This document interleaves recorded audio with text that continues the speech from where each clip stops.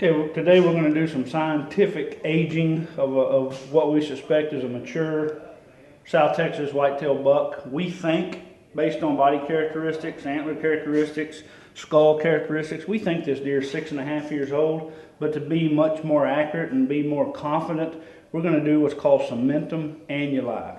The way you do that is you take the two front incisor teeth from the deer. Now obviously this deer looks like Mike Tyson. He's been in a fight. He's missing one of two teeth. Hopefully the root's still there, and that's what they're looking for. They want the root of the tooth and not the tooth itself. So what I'm going to do is show you how to extract hopefully both these teeth, but definitely at least this one. Take a good stout sharp knife. Now if you're concerned about trophy care and mount, you notice how this lower lip will go down at least an inch. So we're not going to cut the lips, the upper or the lower lip. A taxidermist, when you do mount, he's going to cut way down here anyway. So we're after this tooth and the root. It's going to be about right there. So I'm going to spread his lips apart, take my knife, and I'm going to go in there and try to cut down as deep as I can. So see, I'm still well clear of the lip, but I'm going to kind of hammer on this. It's a mature buck.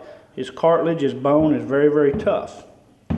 So I cut one side, then I'm going to cut the other.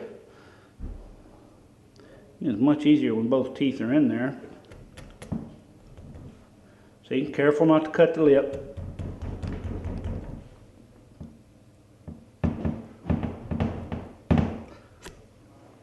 So I've made two cuts as deep as I can. See that? Now it's just a matter of, see, this tooth is a little bit loose, obviously, you see that. So I'm taking care not to break the roots. Sometimes it helps to use some equipment for leverage. I like to use a pair of dikes. Again, not to manhandle it, but just to, it's hard for me to get my fat fingers in there. See how I'm pulling out gently? Look at that. Look how easy that was.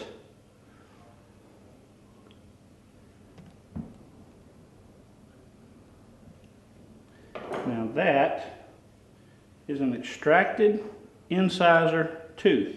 Now of course, before I send this in, you see the flesh in here. I'm going to trim that off. I'm going to get as much of this flesh and hide and different things, meat off this tooth. But here's what they're looking for. You see the tooth itself, and there's another 1/2 or 3/4 of an inch. They're going to take the root of that tooth and they're going to saw it like a small wafer. They have specialized equipment. They're going to saw this like a wafer. They're going to put a heavy stain to it. They're going to put it under a microscope with a heavy light, a bright light below it, behind it, and they're going to count the rings on it. And so that is cementum annuli. And so, again, we didn't hurt the cape of the buck at all. But you see, that's what it should look like, the finished product. Of course, we would take out both teeth. Sometimes, especially on an old deer, the teeth will shatter when they go to cutting and sawing on it. So the teeth may become brittle and shatter. So they prefer that you take both teeth or send both teeth to them so that they have kind of a backup, if you would.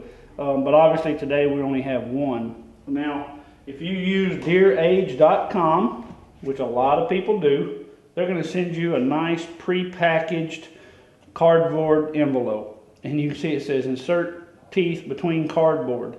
What that means is they don't want these sticking together. But again, I'm going to trim this up, but just for demonstration purposes, you see I'm going to put this tooth in here. Had I extracted the other tooth, because if he'd have had it, I would have put it in there.